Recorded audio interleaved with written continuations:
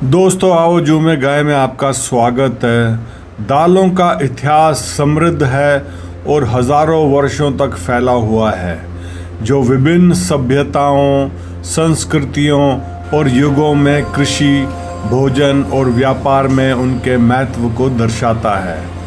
प्राचीन कृषि पद्धतियों से लेकर आधुनिक वैश्विक व्यापार तक दालें एक महत्वपूर्ण खाद्य स्रोत रही हैं, जो अपने पोषण संबंधी लाभों और बहुमुखी प्रतिभा के लिए मूल्यवान हैं। उनकी ऐतिहासिक यात्रा दुनिया भर में आहार में एक प्रधान के रूप में उनकी भूमिका और कृषि और व्यंजनों पर उनकी स्थायी प्रभाव को रेखांकित करती है।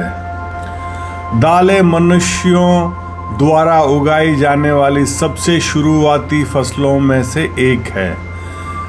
पुरातात्विक साक्ष्यों से पता चलता है कि मसूर और चने जैसी दालों को लगभग 8000 से 6000 ईसा पूर्व उपजाऊ क्रिस्केट क्षेत्र, जिसे आधुनिक तुर्की, सीरिया, इराक और ईरान के कुछ हिस्से शामिल हैं, में उगाई जाती थी। प्राचीन भारत में 3000 ईसा पूर्व से ही दालों की खेती और खपत की जाती थी। दुनिया के शुरुआती शहरी केंद्रों में से एक सिंधु घाटी सभ्यता के साक्ष्य और संकेत मिलता है कि दालें, छोले और काले चने जैसी दालें उनके आहार का एक महत्वपूर्ण हिस्सा थी। दालें प्राचीन मिस्र वासियों और यूनानियों के आहार का अभिन्न अंग थीं। इन्हें अक्सर स्ट्यू और सूप में उपयोग किया जाता था। यूनानी विशेष रूप से दालों को उनकी पोषण सामग्री और बहुमुखी प्रतिभा के लिए महत्व देते थे। रोमन लोग भी दालों का बड़े पैमाने पर उपयोग करते थे। उनके व्यंजनों में दाल, छोले और बीन्स से बने व्यंजन शामिल थे। उन्होंने दालों के पोषण मूल्य को पहचाना और उन्हें अपने आहार में शामिल किया। मध्य युग के दौरान दालें यूरोप में प्रमुख बनी रहीं। मांस की अनुपस्थिति में प्रोटीन प्रदान करने की उनकी क्षमता के कारण उन्हें लेंट और अन्य उपवास अवधि के दौरान विशेष रूप से महत्व दिया गया था। सिल्क रोड ने पूर्व और पश्चिम के बीच दालों के आदान प्रदान की सुविधा प्रदान की। इस प्राचीन व्यापार मार्ग ने मसूर और चने जैसी दालों को विभिन्न क्षेत्रों में फैलाने में मदद की, जिससे रास्ते में व्यंजनों और कृषि पद्धतियों पर प्रभाव पड़ा। 15वीं सदी के अंत और 16वीं सदी की शुरुआत में कोलंबियन एक्सचेंज के बाद बीन जैसे दालें यूरोप और अफ्रीका से अमेरिका लाई गई, जो स्थानीय आहार और कृषि प्रणालियों में एकत्रित हो गया। 19वीं और 20वीं शताब्दी में कृषि प्रगति और प्रजनन कार्यक्रमों ने दलहनी फसलों की उपज और रोग प्रतिरोध क्षमता में सुधार किया। विभिन्न जलवायु में पनपने वाली किस्मों पर शोध से दुनिया भर में खेती में वृद्धि हुई है। जैसे जैसे आधुनिक पोषण विज्ञान विकसित हुआ, दालों को उनकी उच्च प्रोटीन सामग्री, फाइबर और आवश्यक पोषण तत्वों के लिए पहचाने जाने लगा। इस मान्यता से दुनिया भर के आहार में उनकी जगह की और मजबूत कर दिया। आज दालें एक महत्वपूर्ण वैश्विक वस्तु है। भारत, कनाडा, ऑस्ट्रेलिया और म्यांमार जैसे देश प्रमुख उत्पादन और निर्यातक हैं। अंतर्राष्ट्रीय व्यापार वैश्विक मार्ग को पूरा करने में मदद करता है और उत्पादक देश की अर्थव्यवस्थाओं को समर्थन करता है। भारत में दालों के उपयोग का एक लंबा इतिहास है, जो पाक परंपराओं में गहराई से अनंतहीन है। वह अनगिनत क्षेत्रीय व्यंजनों में शामिल है और शाकाहारी भोजन में आवश्यक है।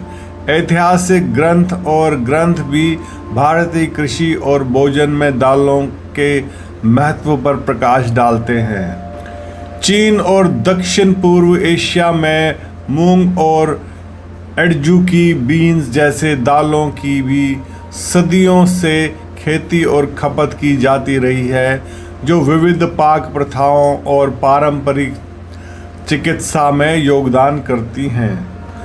दालें भारतीय भोजन और कृषि का एक अनिवार्य हिस्सा है। वह प्रोटीन और अन्य पोषक तत्वों का एक प्रमुख स्रोत है, खासकर शाकाहारी आहार में। भारत में दालों को और प्रकार के बारे में कुछ मुख्य बातें इस तरह हैं। मसूर दाल आमतौर पर सूप और करी में उपयोग की जाती है। वे लाल, पीली या भूरे रंग की हो सकती है।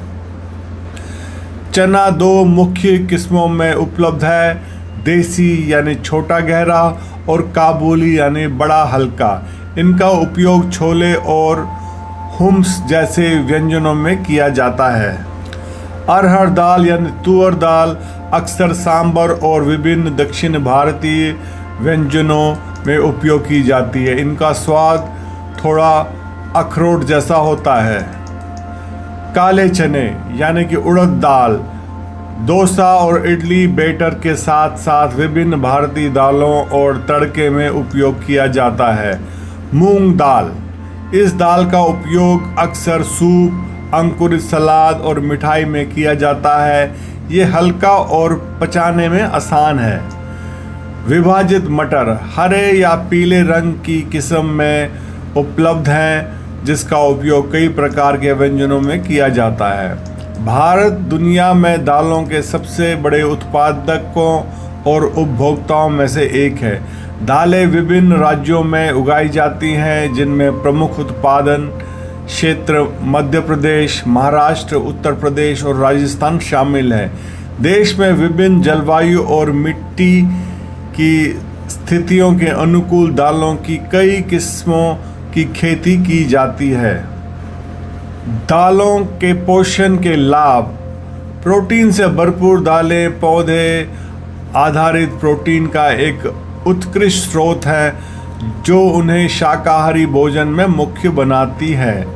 फाइबर, इनमें आहार फाइबर की मात्रा अधिक होती है, जो पाचन में सहायता करता है और आंत को स्वस्थ बनाए रखने में मदद करता है। रक्त शर्करा के स्तर को प्रबंधित करने में मदद करती है और हृदय स्वास्थ्य का समर्थन भी करती है। दालों में विटामिन और खनिज।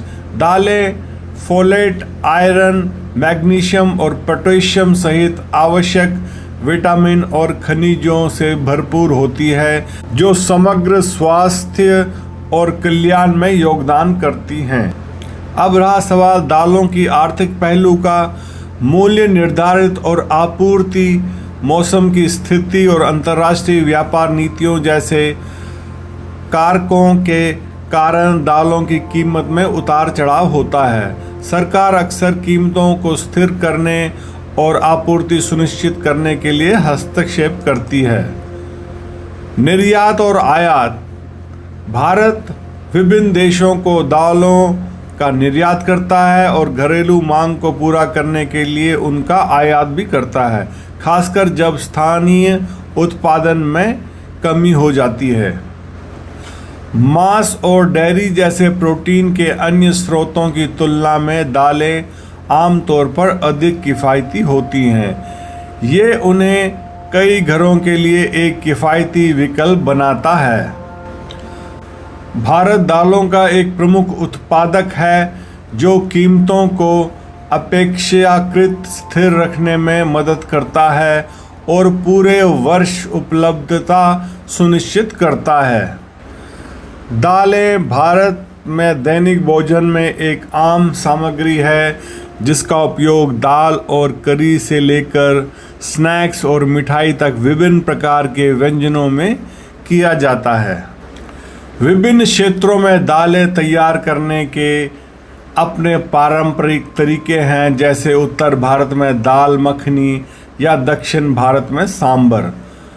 दालें पारंपरिक भारतीय भोजन का अभिन्न अंग है, वे कई लोकप्रिय व्यंजनों का आधार बनता है, जैसे दाल, सांभर और छोले।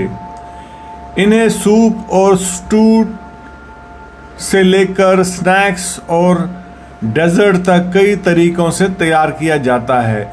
यह बहुमुखी प्रतिभा उन्हें भारतीय खाना पकाने में प्रमुख बनाती है। कई भारतीय त्योहारों और अनुष्ठानों में उनके पारंपरिक व्यंजनों में दालें शामिल होती हैं। उदाहरण के लिए उत्सव के दौरान उत्सव की मिठाई और नमकीन व्यंजनों में दाल का उपयोग किया जाता है। सांस्कृतिक, धार्मिक और व्यक्तिगत प्राथमिकताओं के कारण भारत में एक महत्वपूर्ण शाकाहारी आबादी है।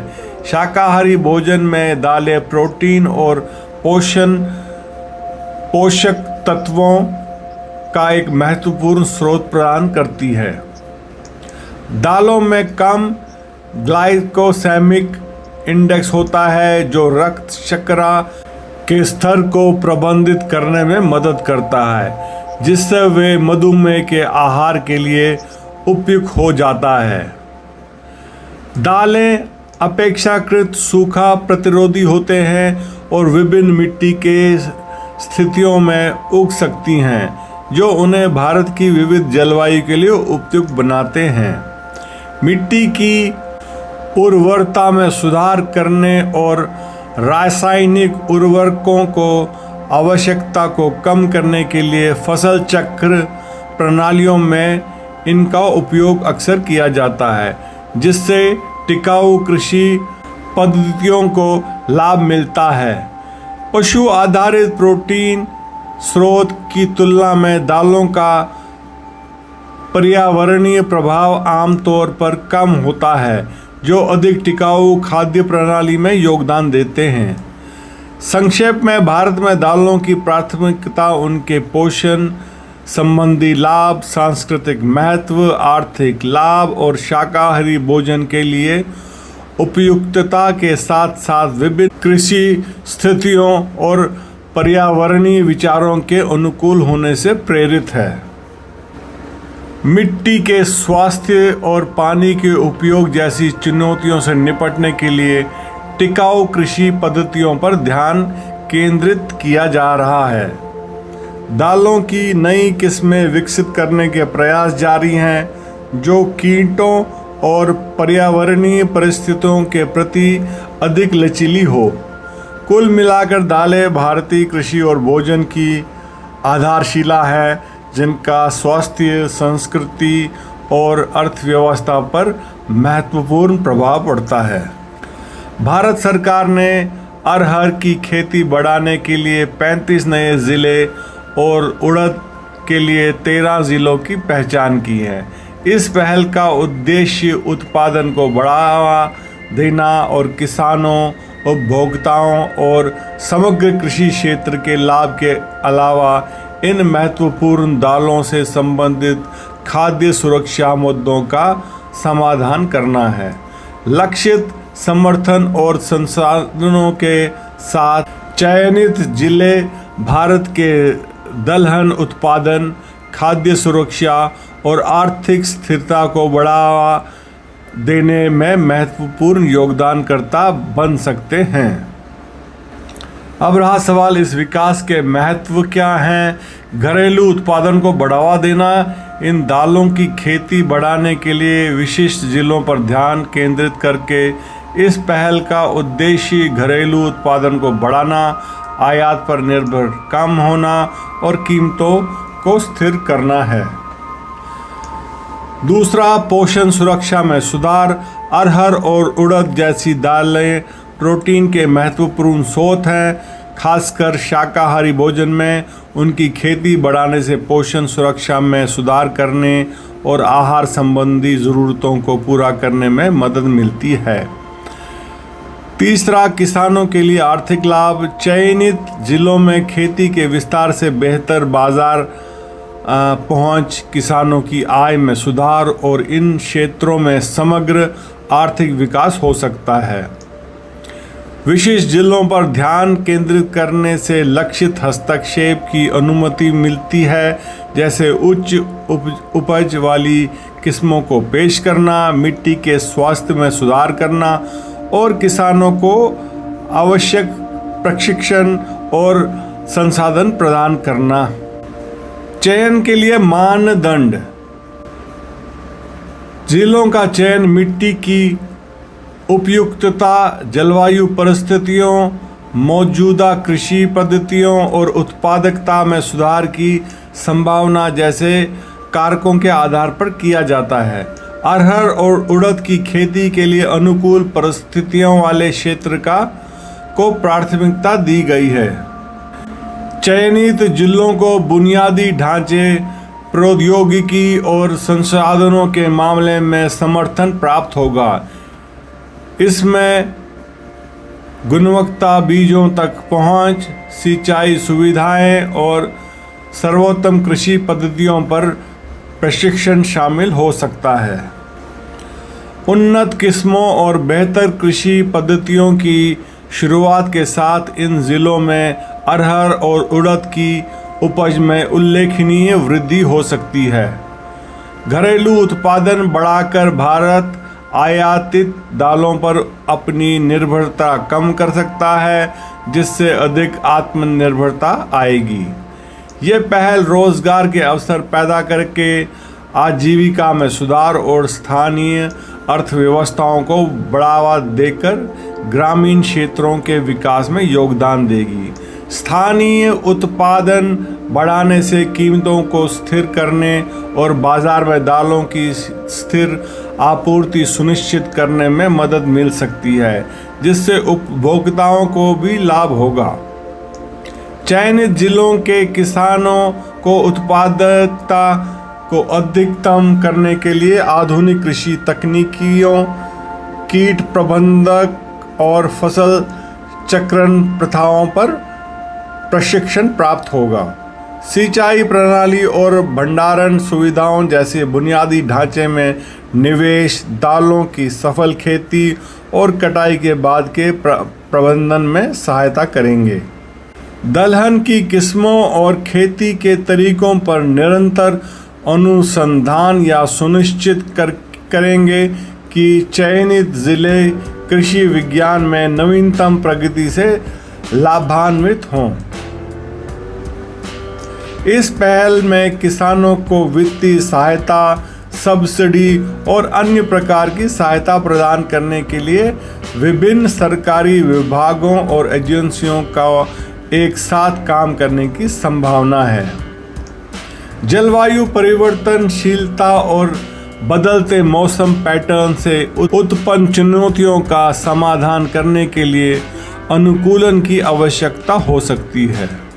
फसलों की सुरक्षा और सफल पैदावार सुनिश्चित करने के लिए प्रभावी कीट और रोग प्रबंधक रणनीतियों महत्वपूर्ण हो सकती हैं। यह सुनिश्चित करना कि किसानों की बाजारों तक पहुंच हो और उनकी उपज के लिए उचित मूल्य हो, पहल की स्थिरता के लिए महत्वपूर्ण होगा।